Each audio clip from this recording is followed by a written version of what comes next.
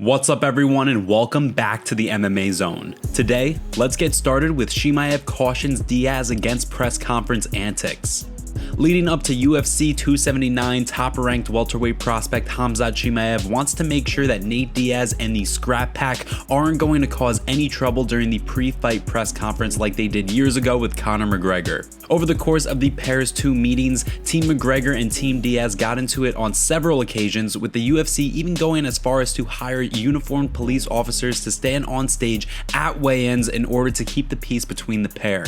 While the UFC seemed committed to ensuring that the MMA world never sees a repeat of the infamous Strikeforce brawl between the Nick Diaz Army and Mayhem Miller, Khamzat Chimaev wants it to be known that if the Scrap Pack decides to cause any trouble, he and his team will be ready. We'll see what's happening. I'm gonna have some fun and sit there, and if we want to fight with his team, I have like 20 guys with me. We fight with him, all the teams, you know. Yeah. And it happens some funny things. I hope though. I would love if there happens something crazy things there. For Chimaev, Diaz is likely the last thing standing in the way of a welterweight title fight against the winner of the inevitable trilogy between Kamaru Usman and Leon Edwards for the welterweight championship later this year. Going into that fight at UFC 278, UFC President Dana White stated that assuming Usman and Chimaev both emerged victorious in their back-to-back pay-per-view main events, they would surely fight one another next. With Leon Edwards playing spoiler to the UFC's plans, Chimaev will look to put on the most dominant performance possible against Diaz in order to hopefully cement his claim as the welterweight #1 contender. On the flip side, Nate Diaz will be looking to defy the odds once again and pick up arguably the biggest win of his career as he prepares to potentially enter free agency. Do you think Team Diaz is going to start any trouble at the press conference with Team Chimaev? Give us your wildest predictions for fight week down below. Gilbert Burns gives prediction for Oliveira vs Makhachev fight. On October 22nd in Abu Dhabi, streaking lightweights Charles Oliveira and Islam Makhachev will fight to determine who the undisputed lightweight champion is. For Oliveira, the fight is an opportunity to reclaim the lightweight title he lost on the scales at the hands of the Arizona State Athletic Commission earlier this year. On the flip side, for the Khabib Nurmagomedov protege Islam Makhachev, the fight is an opportunity to continue the dominant reign of Dagestani champions. Ahead of the fight, while betting odds currently have Makhachev by being the favorite, top-ranked welterweight Gilbert Burns believes that Oliveira is going to get the job done. With a combination of fluid striking, clinch work, and grappling, Burns believes Oliveira is the total package. While he didn't want to discredit Makhachev, the former welterweight title challenger believes that the comparisons to Khabib Nurmagomedov don't make much sense at all, given that the Eagle ended his career undefeated, having never lost a round, while Makhachev was knocked out inside the octagon. He spoke in a recent interview to give his thoughts on the bout and give his official prediction, saying, Charlie's on a very good momentum. I do think Charlie's going to win. I don't think it's going to be easy. I think Charlie finds a way to put himself in a war. It's going to be a war, but I do believe Charlie's going to win, and he's going to be good. I want.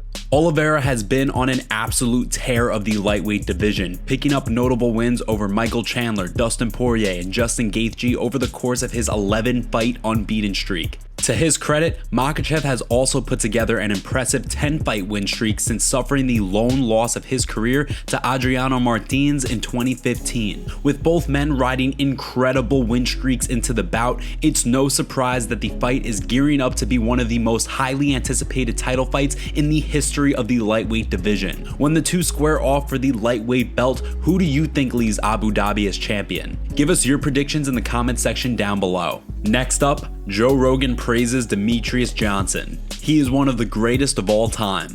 Recently, former UFC flyweight kingpin Demetrious Mighty Mouse Johnson picked up an incredibly impressive win over Adriano Moraes to claim the One Championship flyweight title. Despite being incredibly undersized for the 135-pound flyweight division, Johnson was able to land a beautiful right hand on Moraes before then finishing the fight with a flying knee. The fight marked the 31st professional win for Johnson, adding yet another chapter to his historic career. Following the fight, UFC commentator Joe Rogan spoke about Johnson's recent win and his status as one of the greatest fighters in the history of the sport, saying, he is one of the greatest of all time. That guy is so fucking talented. so talented, and the way he set that knee up, the way he hits him with the right hand, and there's like a pause, not yet, boom, lands it perfectly. He just knew just by the way it impacted, is like, there's no way you're getting out of that one. Rogan went on to point out that after the UFC traded Johnson to one championship for Ben Askren, the promotion stopped talking about the arguable pound-for-pound kingpin. For example, during the transition period between the preliminary card and the main card, fight fans in attendance at UFC events are treated to an incredible cinematic montage set to Baba O'Reilly by The Who. The video shows highlights from throughout the history of the UFC and features countless moments of champions from the various eras of the organization, but Johnson is nowhere to be found. Despite holding the UFC record for most consecutive title defenses with 11, Johnson isn't featured in the montage and doesn't get mentioned on broadcast very often, if ever. The way Joe Rogan sees it, something isn't right. By all accounts, Johnson should be in the Hall of Fame already, but for reasons unknown to Rogan and the rest of the fight community, he isn't. Do you think we will ever see Mighty Mouse inducted into the UFC Hall of Fame? Give us your thoughts below, and before we continue, make sure that you give that like button some love and be sure to subscribe to the MMA Zone for all of the latest news. Marvin Vettori reacts to Robert Whittaker loss. In the co-main event of UFC Fight Night Paris this past weekend, top-ranked middleweights Robert Whittaker and Marvin Vettori squared off in a highly anticipated showdown to determine who would retain their status as middleweight #1 contender. In the first round, things were close between the two fighters, with both men feeling each other out over the course of the opening 5 minutes. In the second round, however, former middleweight champion Robert Whittaker began to open up, landing several clean head kicks to swing the momentum his way for the remainder of the fight. After dropping a unanimous decision, Marvin Vettori was quick to give his opponent props on Instagram while vowing to be back better than ever. This game ain't for the faint of heart. We got big shoulders and we don't quit. There's just one way, and that's forward. I promise everyone I'll be back better than ever. Hats off to Whittaker. Good execution and good adjustments. Nothing's changed. We're gonna be champion one day. I promise you that. For Vettori, the loss marks yet another setback in his quest for UFC gold. After winning the Venator FC Welterweight Championship in 2015, Vettori found success at middleweight before being signed to the UFC. After an impressive run over the course of 5 years that saw the Italian Dream rack up a 7-2 record, he earned himself a title fight with Ciryl at UFC 263 last year. Despite having 3 years to prepare for a rematch with the last stylebender, Vettori struggled once again and subsequently lost a unanimous decision. Although he managed to bounce back with a win over Paulo Costa to close out the year, Vettori's latest setback at the hands of the Reaper will surely see him slip in the middleweight ladder. When the Italian Dream is ready to return to the octagon, who do you want to see him fight? Give us your thoughts in the comments down below. I'm the champion of the whole UFC altogether, and I don't give a And what they got me doing right now is they're acting like I called for this fight, which I didn't call for, and I don't want, and didn't want, and still don't want, but I don't give a go fight anybody. But pressure's on him. He better finish me, because he's the next killer in town. You know what I'm saying? Pressure's on me, because I better not get killed by the next killer best in town, because they're saying he's the best in town. If I whip his ass, they're going to say, oh, he wasn't the best in town. See at practice and shooting him with a Nerf gun.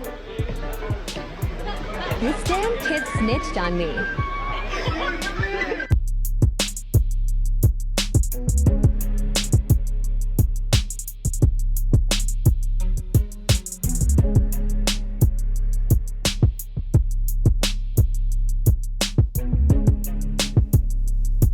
Last up, Francis Ngannou's coach analyzes Ciryl Gane's UFC Paris win. In the main event of UFC Fight Night Paris this weekend, former interim heavyweight champion Ciryl Gane picked up a massive win over the self-proclaimed banger from Western Sydney, Tai Tuivasa. The fight was a back and forth one, with Gane finding himself in trouble early after being dropped by a big shot from Tuivasa. After weathering the initial storm, Gane went to work with textbook body shots that ultimately drained his opponent and secured the French superstar a win. With his impressive performance, Gane has likely either punched his ticket to a rematch with heavyweight champion Francis Ngannou, or to an interim title fight with either Jon Jones or Stipe Miocic, depending on whether the Predator is ready to return to the octagon. Following the win, Extreme Couture's Eric Nixick, who oversees head coaching duties for Francis Ngannou, spoke to assess Gane's win, saying, I thought he looked great, other than the one little hiccup, but fighting at the heavyweight division against a guy who's ranked number 3, you're going to see maybe a little adversity here and there. So I honestly, for him, like as a coach, I think that you would like to see some adversity for him and see how he fights his way through it and bounces back, and he did just that. While Nixick remained non-committal on whether or not Gane would be next up for a heavyweight title fight, he did note that the former interim champ looked improved in the bout. With the heavyweight title picture extremely unclear right now, how do you want to see things shake out? Play matchmaker and give us fights for Francis Ngannou, Ciryl Gane, Jon Jones, and Stipe Miocic in the comment section down below. Thanks so much for joining us today. What do you make of what's going on in the fight world? Make sure you like this video and subscribe to the channel to stay up to date on all of the latest news from the MMA Zone. See you next time.